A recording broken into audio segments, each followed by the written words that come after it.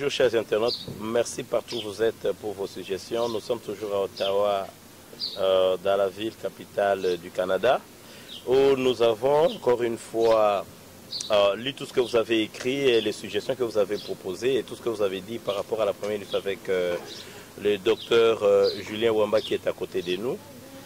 Il n'a pas lésiné à ses moyens parce qu'il a accepté encore une fois de venir clarifier, parce qu'il y a beaucoup de choses qui ont été, évidemment, d'une part, nous avions aussi le temps qui nous était imparti par Fille Waka, notre réalisateur. Alors aujourd'hui, on a voulu qu'il fasse un peu, explique un tout petit peu, un peu trop de son parcours, tout ce qui s'est passé réellement en Afrique par rapport à son métier de médecin. Nous disons bonjour à docteur Julien. Bonjour.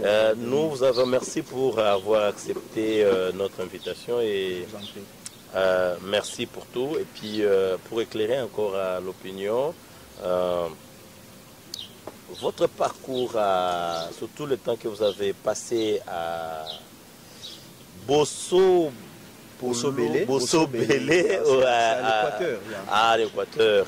Vous pouvez un peu expliquer à nos amis internautes quelle était votre expérience, je pourrais même dire votre triste expérience là-bas. Oui, disons, triste expérience, oui, mais je ne peux pas nier cette dualité de sentiments qu'il avait, parce que c'était aussi une joie pour moi de servir mon peuple, c'est-à-dire dans des conditions telles que j'avais essayé un peu de brosser la fois passée. Mais dedans, nous avons quand même pu faire ce que ces peuples-là attendaient de nous. Oui, cette expérience n'était pas facile, c'était vraiment difficile. Mais je ne regrette pas d'avoir été médecin directeur dans ces coins-là. Et je crois aussi que la population des Bosso Belé a été très contente de tous les efforts que nous avons fournis à ces temps-là. Ici, pour partager cette expérience-là avec les auditeurs, je ne voudrais pas que les gens pensent que je suis en train d'attaquer ou d'incriminer quelques personnes, mais l'objectif ici serait qu'on sache un peu ce qui se passe, peut-être en sachant, les gens pourront voir comment est-ce qu'on peut trouver des solutions. Et je ne voudrais pas ici seulement en train de décrire les difficultés ou c'est ce que moi j'avais considéré d'anormal dans notre système, mais il serait aussi intéressant qu'on donne un peu quelques suggestions qui pourront aider peut-être les gens qui un jour prendront les bâtons à la main et chercheront des idées comment améliorer ces secteurs de santé. Mais parce que vous avez dit améliorer, ça signifie... Aujourd'hui, nous allons plus marteler sur les difficultés. Oui. Ce qui n'a pas été ce que ça devait être dans le système. Quelle était le réelle difficulté que vous aviez? Le réelle difficulté, moi, j'ai l'inscrit dans... comment est-ce que je peux dire, dans la politique de soins de santé primaires, telle que définie par l'Organisation mondiale de la santé. Je crois que parmi les 194, c'est-à-dire 194 comme disent les Belges et nous les Congolais, la République démocratique du Congo est l'un des États membres de l'OMS. Alors, être un État membre de l'OMS voudrait dire que vous avez souscrit à la politique. Et cette politique-là prône quelques réformes. Je dirais par exemple, dans la réforme des couvertures de soins de santé, l'OMS recommande à ce que nous réduisons l'exclusion, la disparité. La République démocratique du Congo est l'un des États membres de l'OMS. Parmi les 194 pays membres, cela voudrait dire que notre pays s'est souscrit à la politique des soins de santé primaires telle que définie par l'OMS. Et dans cette politique, il y a quelques recommandations. Par exemple, la réforme de la couverture sanitaire. Cela voudrait dire qu'il faudrait réduire l'exclusion, la disparité sociale des couvertures sanitaires. Et puis, on parle aussi de la réforme de politique publique. C'est-à-dire qu'il faudrait que le soin puisse couvrir toute l'étendue du territoire. Alors, à ce point de vue-là, s'il faut considérer ces deux réformes, moi je dirais que nous avons quelques difficultés, telles que je l'ai expérimenté à Boussobélé. D'abord, je dois vous le dire que dans mon expérience, je suis allé dans des coins là à l'équateur, je parle de Binza par exemple, où les gens n'ont même pas de centre de santé. C'est-à-dire, c'était ma juridiction, là où je devais couvrir les soins, mais quand il faut aller visiter, j'ai trouvé qu'il n'y avait pas d'endroit. Alors, il fallait aider les gens, parce que ces gens-là, pour arriver là où moi je suis posté, ça peut prendre quelque chose de 4-7 jours. Alors, voir un médecin arriver sur place, ils attendent de ces médecins-là quelques soins. Et je vous dis, je vous informe que j'ai eu à soigner des gens dans une petite bicoque où on avait même enterré les gens dedans. Vous imaginez, là où la petite chambrette qu'on m'avait donnée, j'ai dormi, il y avait signifie enterrer les gens dedans? des cadavres, parce qu'ils n'ont pas de terre, ces gens-là. Ils n'ont pas de terre. Le Congo, avec sa superficie, vous n'avez pas de terre là-bas. Je vous dis, c'est un coin où il y a beaucoup d'eau, déjà. Alors, ils n'ont pas assez d'espace terreux. C'est ce qui fait qu'eux enterrent les gens dans des maisons. Vous imaginez un peu. Donc, moi, j'ai dormi. C'était un petit coin là, je ne sais pas si c'est des 3 mètres, 3 mètres sur 2. J'ai dormi et on m'avait dit qu'il y avait quelqu'un qui a été enterré en bas. Donc ça, c'est déjà un problème. Et de l'autre côté, j'étais en train d'opérer. Mais il semble qu'on ne peut pas enterrer, au fait, quelqu'un à 50 mètres de maison, selon la loi fondamentale. Bon, l'époque coloniale, on nous a évoqué 1948, 45, je ne sais pas trop bien, 58 ou quoi, mais ça signifie qu'il y a quand même des lois là-dessus. S'il n'y a pas de terre au Congo, c'est un peu compliqué. Bon, en fait, d'abord, moi, je ne maîtrise pas ces domaines-là, je ne connais rien, et je suis en train juste de partager mon expérience. Donc, c'est ce que j'ai vécu, et à cette époque-là, quand je suis allé là-bas, j'avais trouvé ça un phénomène normal, parce que ce sont des gens qui n'ont pas de terre. Donc, je ne dirais pas plus que ça. Comme j'avais dit au début, moi je suis en train de partager mon expérience, là où il y a des erreurs, et là où il y a des choses cachées, que je suis en train de mettre aux yeux et au su de tout le monde, que les gens prennent leurs responsabilités. Moi, je pense de cette manière. Là, vous avez raison, dans votre domaine, vous dites qu'il y avait des difficultés. Parlons pratique. Quelles étaient les difficultés les plus pratiques possibles? Les plus pratiques, comme j'étais en train de dire, ces gens-là avaient du mal à accéder aux soins de santé. Ils ont des difficultés. Non seulement les difficultés financières, mais les difficultés d'avoir un service rapproché auprès de leur peuple ou de leur population. C'est comme ça que je peux dire. Donc, ce sont des gens qui ont du mal. Je vous ai dit tantôt que pour que ces gens-là atteignent là où moi j'ai été planqué, ils doivent faire quelque chose de 4 ou 7 jours en train de pagailler. Vous imaginez un peu. Donc, c'est très difficile. Là, on amène quelqu'un qui est malade. Même des urgences. Je me souviens, il y a là, il ne faut même plus parler d'urgence parce que tout est... Non, l'urgence, ce n'est pas par rapport à la prise en charge, l'urgence, c'est par rapport à l'état clinique du malade. Ouais. Donc, même si vous ne prenez pas en charge le plus vite que possible un cas urgent, reste toujours un cas urgent. Donc, c'est comme ça que je suis en train de voir. Alors, comme j'ai dit, ce n'est pas seulement l'aspect financier, c'est le cadre sanitaire des soins de santé, comment est-ce qu'on l'a rapproché auprès de la population. Ça, c'est déjà un problème. Deuxièmement, parce que ici, quand on dit soins de santé, il y a aussi d'autres réformes qu'on fait. Par exemple, il faudrait qu'il y ait des experts qui doivent déterminer les besoins sanitaires d'une population et tenir compte plutôt des attentes de cette population-là. Vous imaginez, quand je partage une telle expérience, je me demande si les attentes de cette population-là ou les besoins de cette population-là a été considéré par notre système sanitaire. Ça, c'est déjà un problème réel que nous vivons. Je vous donne un autre exemple. Je suis allé dans un autre coin. Si j'ai bonne mémoire, Boboké. C'est ça le nom du coin. Je crois que les gens de l'Équateur, s'ils me suivent, ils connaissent tous ces endroits-là. Je suis allé, j'ai trouvé beaucoup de gens. Il y avait eu un engouement terrible parce qu'on savait qu'il y avait un médecin qui arrivait. On m'a amené des malades, des soins comme ça. Alors, il fallait opérer les gens sur place. Je vous dis, on m'a montré un bâtiment qui n'avait pas de toiture.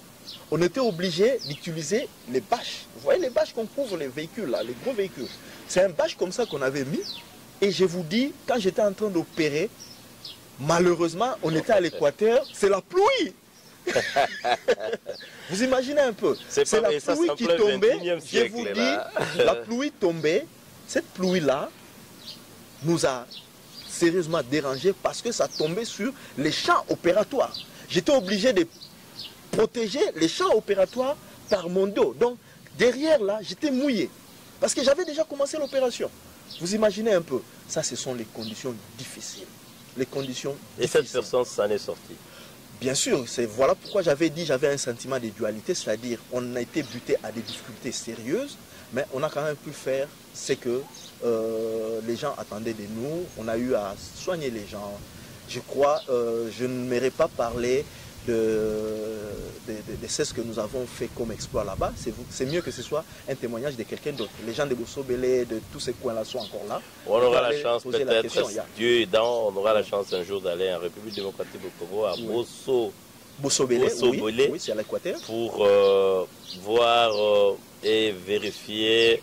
Bon, pas vraiment vérifier parce que ce que vous dites, c'est votre expérience. Oui, ça c'est voir dans quel état ces gens-là étaient à cette époque et comment ils sont. Et vous pensez qu'aujourd'hui la situation s'est améliorée, si vous avez des informations en fait?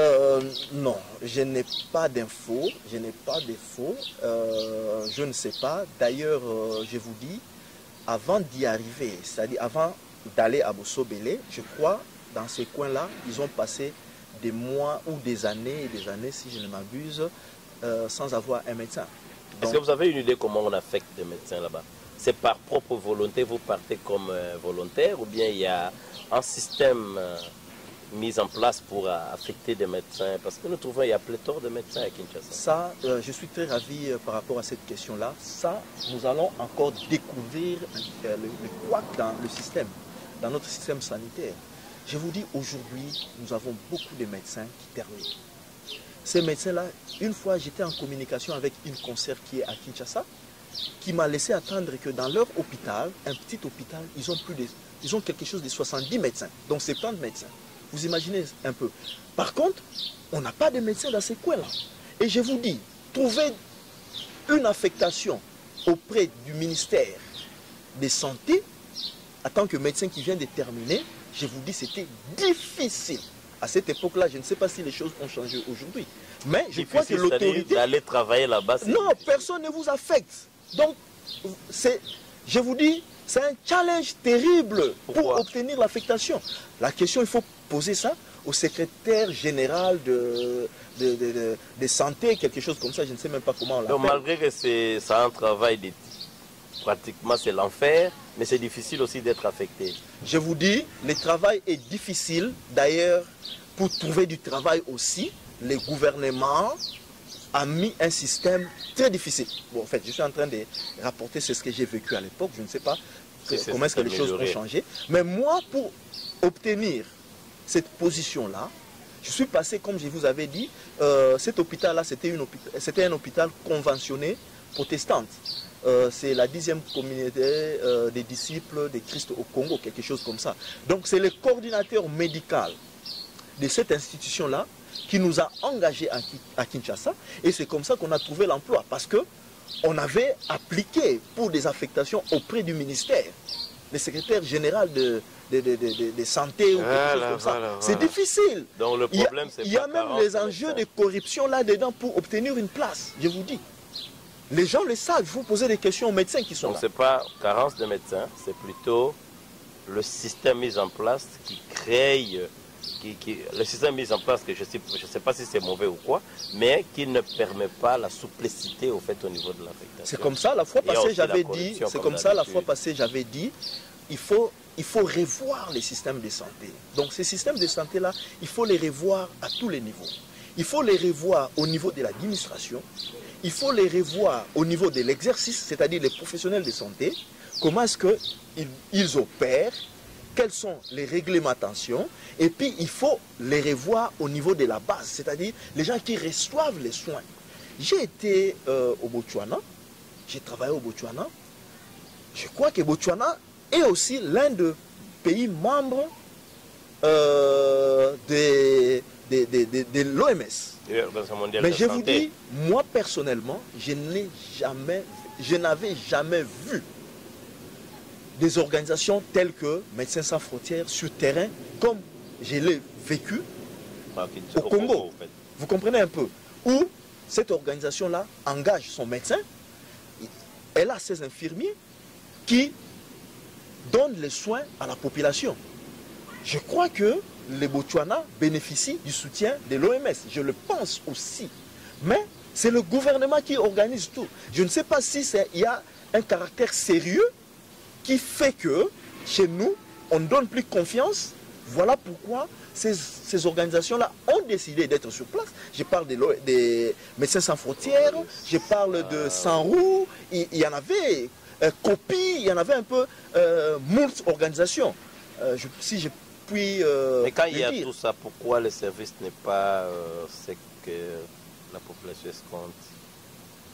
Il y a quand même pléthore, comme vous avez dit. Oui, pléthore, mais le problème c'est que où est-ce que ces gens-là sont orientés? Ces gens-là viennent travailler, ça je le pense, je crois. Si il y a quelqu'un qui est plus expérimenté, qui a beaucoup plus d'expertise que moi, pourra peut-être clarifier cela. Mais moi je pense que quand ces organisations-là viennent, elles travaillent en collaboration avec le gouvernement. Je crois que c'est le gouvernement qui décide dans quel coin vous devez couvrir vos soins. Vous comprenez un peu? Ça, je m'imagine. Parce que ces gens-là ne peuvent pas être partout. Ils viennent en appui de notre système. Alors, ils ont des limites parce qu'ils doivent travailler sous contrôle. Mais sauf que je crois qu'ils avaient la gestion. Vous avez la gestion. Et avoir la gestion, ça voudrait dire quelque chose qui est caché là-dedans. Ce n'est pas ce que j'ai vécu au Botswana. Au Botswana, on ne les voit pas, on ne les sent pas. Je me demande s'ils sont là. Vous imaginez un peu. Mais je reconnais que c'est un pays, étant membre, c'est un État membre de l'OMS. Vous pensez que c'est mieux qu'ils ne soient pas là ou qu'ils soient là, ou pourquoi il n'y a pas, ils sont visibles? Au Botswana, ils ne sont pas là. Selon vos expériences. Au Botswana, ils ne sont pas là. Moi, je crois que c'est là de la crédibilité accordée à ces pays-là. Voilà. Alors, si on les voit de la manière dont on les voit chez nous, moi, je crois qu'il faut voir cet aspect-là crédible auprès de nos autorités. C'est comme ça que je suis en train de m'imaginer. Je ne sais pas. En tout cas, je m'imagine. Et c'est la même expérience que vous avez vécue, parce que vous êtes passé aussi au Kankokolo, Bobila Dawa. Si je ne m'abuse pas, je me rappelle de notre interview. Les difficultés, j'avais commencé ça à l'hôpital général militaire, je crois, du pays. Donc l'hôpital du Kankokolo, je ne sais même pas le nom, c'était Maman Bobila Dawa à l'époque ou quoi. Il y avait déjà des... C'est l'hôpital de référence. C'est l'hôpital général militaire de référence du pays. Oh, du pays, pas oui, de la capitale. Pas seulement de la capitale, du pays. Cet hôpital-là. Est-ce que c'était pratiquement le même problème matériel? Les problèmes matériels, ne vous en faites pas, il y en a partout. On a vécu des problèmes matériels partout. Aujourd'hui, il y a une évolution terrible de la technologie, les soutiens de la technologie dans différents domaines. Donc, les domaines médicaux, je vous dis, personne ne peut nier cela. Mais est-ce que nous l'avons? Je ne pense pas. Est-ce que nous l'avions? Parce que je suis en train ici de parler de mon expérience passée. Est-ce que nous l'avions? On n'en avait pas. Et au Kankokolo, je vous dis, mon frère, c'est terrible. J'avais pitié de ces militaires-là qui venaient chez nous avec des enfants malades, très malades la nuit. Vous prescrivez un traitement, les militaires te regardent, tu comprends qu'il ne sait pas où trouver de l'argent pour se payer les médicaments, pour soigner son enfant qui est dans un état terrible. Vous comprenez un peu? Ça faisait mal. Mais au Botswana, les soins, c'est gratuit. Au Botswana, les soins, c'est gratuit. Moi, je crois que même le produit pharmaceutique. Je vous dis, au Botswana, c'est gratuit. À moins que quelqu'un de lui-même voudrait obtenir un produit spécial, c'est-à-dire il va dans une pharmacie pour acheter. Mais à l'hôpital, il y a une pharmacie de l'hôpital qui donne les produits gratuitement. Je vous dis, les soins au Botswana, c'est gratuit. Vous comprenez un peu? Ouais, je vois. Et je vous dis, Botswana, c'est un pays, ça doit être le deuxième pays avec une prévalence de HIV trop élevée dans le monde. Avec une prévalence, je crois, de, si je ne m'abuse, de 17%. Quelqu'un disait quelque chose comme ça. 2 sur 3, quelque chose.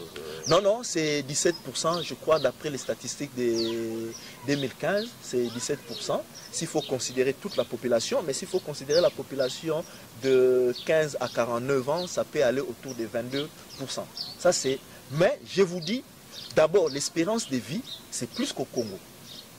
Au Botswana, c'est 63 à 68. Malgré ces taux-là. Mais dans notre pays, d'après les statistiques de 2015, ça va de 58 à 62. Vous imaginez un peu? Là, je vois. Donc, pour dire que les soins de l'autre côté, c'est différent. Et je vous dis, les soutiens, je ne sais pas comment est-ce qu'on appelle ça, mais la couverture par habitant, sanitaire par habitant, pour les Botswanais, c'est plus de 800, c'est autour de 867 $. Mais chez nous, c'est 36 ou 37 $. Insignifiant, tout ça. Vous comprenez un peu ça, ouais. La couverture par habitant sanitaire. L'argent qu'on met en disposition pour soigner un Congolais, c'est 37. Donc, pour dire que le travail d'un médecin au Congo, c'est pratiquement un chemin de la croix. Ce n'est pas seulement le travail d'un médecin, moi je crois que c'est le travail de tout le monde. Là, je voudrais être honnête parce que... Ça, c'est un secteur qui voit la vie des gens. C'est très sensible, qui voit la vie des gens. Et ici, ça doit être négligé jusqu'à ce point. Et vous pensez que pour... bon, on ne peut pas dire au juste échanger parce qu'on a les infos, c'est pratiquement pareil. Oui. Est-ce que vous pensez que le changement, qu'est-ce qu'il faut réellement faire? S'il faut prodiguer un conseil, vous êtes en face de ministre congolais, quoique vous ne soyez plus là-bas, vous êtes au Canada aujourd'hui. Quel conseil donneriez-vous pour améliorer les secteurs? Moi, je crois que c'est la conscience qu'il faut réveiller. La fois passée, j'avais dit, c'est pas l'argent qui manque au Congo pour organiser les choses. Oui, je me rappelle. C'est pas l'argent qui manque au Congo pour organiser les choses. Le problème, il faudrait que les gens deviennent humains. C'est comme s'il n'y a pas le sens d'humanité dans le chef des dirigeants congolais. Je vous dis, ce sont ces gens-là qui spolient même le peu qu'on a fait dans le système de santé. Il y avait à cette époque-là, quand j'étais là, il y avait, je ne sais pas si ça continue, les primes des médecins, les primes des risques de médecins. Allez-y investiguer pour savoir comment est-ce que cet argent-là était spolié par les dirigeants. Vous comprenez un peu? Je vois même la colère sur votre face. Je vois les soucis du changement.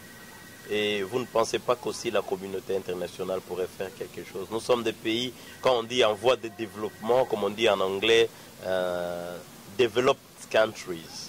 Donc, des pays qui sont en voie de développement ont besoin d'aide de ceux-là qui sont riches.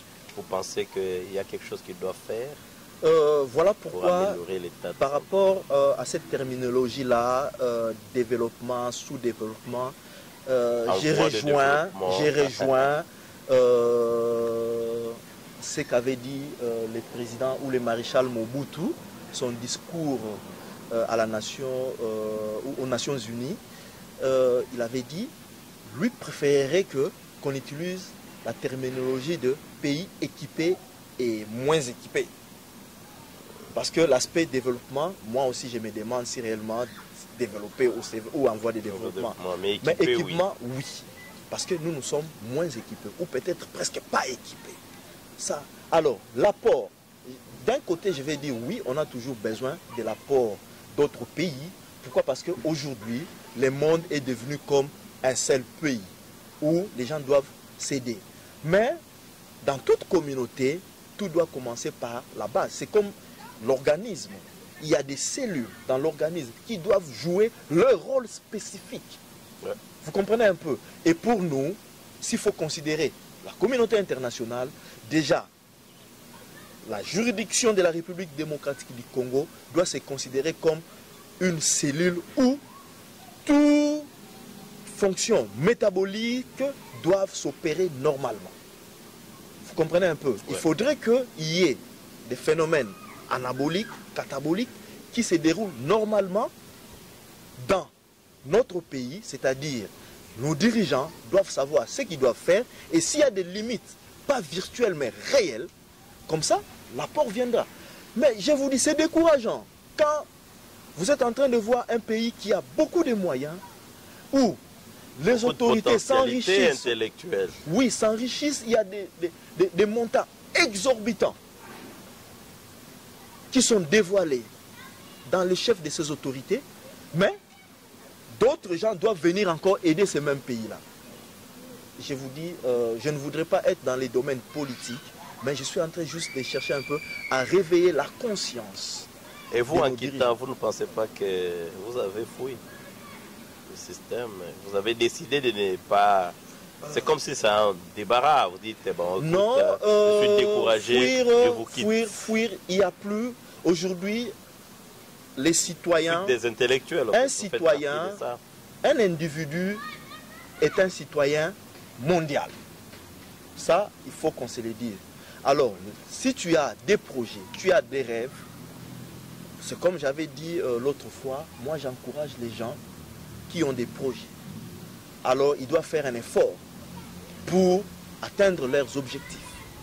Moi, j'avais mes projets, je devais avancer, évoluer. Aujourd'hui, si j'ai cette analyse que je suis en train d'étaler aujourd'hui, ceci n'est que fruit du déplacement que j'ai eu à avoir tout au long de ma vie. Vous comprenez un peu? J'ai eu cette chance-là de voir ce qui se passe ailleurs. Aujourd'hui, je peux avoir une idée de comparaison et savoir là où ça marche et là où ça ne marche pas. Et je crois que mon intervention d'aujourd'hui pourra aider.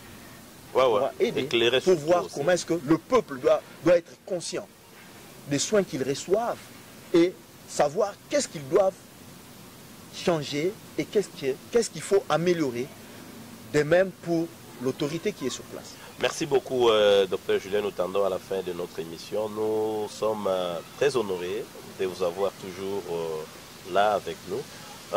Mais est-ce que vous avez des projets pour votre cher pays qui est la République démocratique du Congo? Les projets, je dirais que cela dépendra du système. Nous avons toujours avec nous le docteur Julien Wamba. Comme vous pouvez le constater, que l'émission a été faite en deux séries, dans le sens qu'il avait beaucoup d'occupations et qu'il fallait qu'il puisse aller à son lieu de travail, et voilà, donc le temps nous était un peu contre nous, mais de toute façon il est toujours disposé. Bonjour Julien. Bonjour Denis. Ah voilà, comme on se disait, ce sont en fait ces difficultés là par rapport à son expérience de travail en République démocratique du Congo, des Bosso Belé et Kinshasa, Kankokolo, on a essayé d'éplucher tout ça, mais nous sommes arrivés à un point. Vous pensez que la faute revient effectivement à qui? Moi je crois que il faut voir les responsables, les gens qui sont censés administrer les systèmes de santé. Ils doivent être les premiers responsables, parce que moi je crois qu'il y a toutes les directives données pour assurer le soin de santé primaire à un peuple. Alors je crois que l'OMS a bâti un grand travail, lesquels travaillent aujourd'hui, s'il faut les suivre, ça va aider pour beaucoup notre système de soins de santé. C'est ça le problème. Donc au Congo, c'est comme si c'est ce qui est écrit, c'est ce que les gens disent, c'est pas ce que les gens font. C'est ça le problème. Et je crois, c'est presque dans tous les domaines. Moi, je crois que c'est là où il y a des problèmes. Le problème, c'est les administrateurs doivent être conscients, doivent faire leur travail comme il se doit. Ils ont des directives à suivre. C'est un système régulé. Alors, ça sera très important pour eux de suivre et de faire ce qu'on attend d'eux. Voilà, donc comme on avait dit, on était arrivé à la fin de notre émission. Merci d'avoir suivi, merci de votre fidélité et je pense que vous allez réagir comme vous l'avez fait. Si monsieur le docteur Julien n'a pas fini la soif que vous avez de cette information, vous allez toujours nous contacter sur eNews 24 YouTube TV. Mais en attendant, est-ce que monsieur le docteur peut conclure l'émission? La conclusion, d'abord, je dois remercier la communauté internationale, c'est-à-dire je parle de l'Organisation mondiale de la santé, qui a mis sur pied un plan très intéressant dans ses objectifs de santé pour tous, où il a recommandé certaines réformes, c'est-à-dire dans la couverture universelle, réformes dans la politique publique, réformes dans beaucoup de choses, même dans la manière dont on doit déterminer les besoins, connaître les besoins d'une population et écouter les attentes d'une population et asseoir un bon plan pour assurer les soins. Tout ça, je trouve ça wonderful, comme les Anglais disent. Alors, je remercie cette organisation pour tous les efforts qui sont patents chez nous, par exemple. Et la deuxième chose que je dois dire, c'est un message que je dois adresser à tous les compatriotes congolais. Moi, je crois que dans la vie, il faut qu'on sache qu'est-ce qui se passe. Quand on sait en quoi ou contre quoi nous sommes butés, on saura comment est-ce qu'on peut compenser le problème et trouver des solutions. Alors voilà pourquoi aujourd'hui, j'ai accepté de partager mon expérience pour que les gens soient informés. Je sais que mon expérience n'est que moindre. Il y a d'autres confrères qui ont connu des plus graves par rapport à ce que je connais. Il y a d'autres confrères qui ont beaucoup d'expérience aussi à partager. Moi, je crois que ça doit être un exemple aussi à suivre. Comme ça, les gens doivent en ça reconnaître ce qui se passe dans le pays et savoir comment trouver les solutions. Aux autorités, aux administrateurs, quelque chose comme ça, je leur demande de prendre conscience. Nous n'avons que le Congo comme notre terre. Donc, quand les choses marchent au Congo, c'est la fierté. C'est la fierté pour nos peuples congolais. Et vous savez que le secteur sanitaire, c'est un secteur très important. Si on prend bien soin de la santé de l'individu, il y aura une très bonne productivité dans l'économie, dans les secteurs économiques, dans toutes les administrations du pays. Donc ça, c'est le dernier mot que j'avais à dire. Merci beaucoup. Alors, merci. Les auditeurs demanderont à quand votre retour en République démocratique du Congo? Retourner en République démocratique du Congo, non, c'est pas pour maintenant. Merci chers amis, merci partout. C'était eNews 24, une chaîne de l'Australie à Melbourne. C'est toujours Denis Kayenge, votre humble serviteur, qui vous a servi à partir de l'Ottawa à la capitale, la ville mère du Canada. Merci beaucoup et nous saluons avec beaucoup de respect le professeur Francis Soki pour son intervention. On aura toujours besoin de lui. Il y a la deuxième émission qui va suivre. Et puis avec un clic à l'étranger, nous avons dit bye. Merci à notre réalisateur Fi Waka. Nous saluons Papa à Melbourne, Kilimpia, Longonia. Merci. Soyez toujours des